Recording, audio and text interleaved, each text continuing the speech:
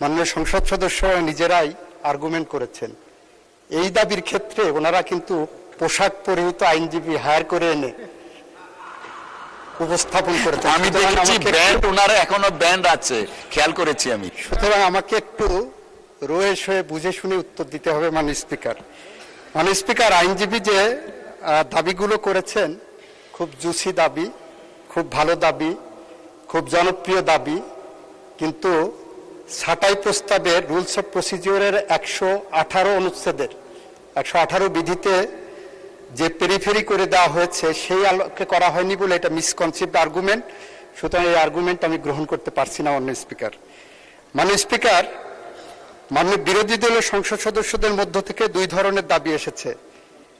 একজন সদস্য যিনি নীলফামারী থেকে নির্বাচিত, উনি বলেছেন এই বরাদ্দ অনেক বেশি হয়ে গেছে, সুতরাং সেই কারণে 1 টাকায় কমানো হোক। আর একজন সদস্য মিস্টার নজিবুর রহমান বলেছেন এই দাবি অনেক কম হয়ে গেছে, সুতরাং 1 টাকায় কমানো হোক। আমি বাণিজ্য মন্ত্রীর সাথে কণ্ঠে কণ্ঠ মিলিয়ে বলতে পারি, একটা ফু দিয়ে দেন, তাহলে 1 টাকা দিয়ে গোটা আইন বিভাগ চলবে।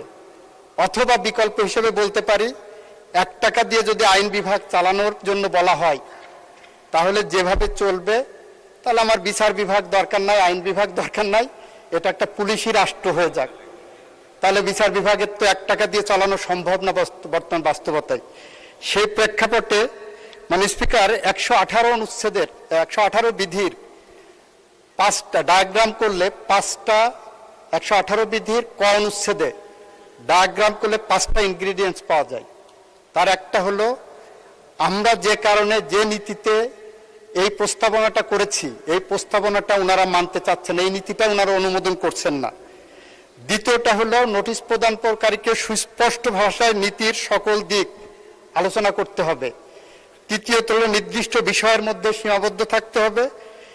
চতুর্থত, পঞ্চমত হলো বিকল্প নীতি অনুসরণের পরামর্শ দিতে পারেন ওনারা, কিন্তু ওনারা 1 টাকায় কমিয়ে 1 টাকা দিয়ে গোটা আইন বিচার বিভাগ কিভাবে চালানো সম্ভব সে ধরনের বিকল্প নীতি আমাদের সামনে উপস্থাপন করেননি মাননীয় স্পিকার।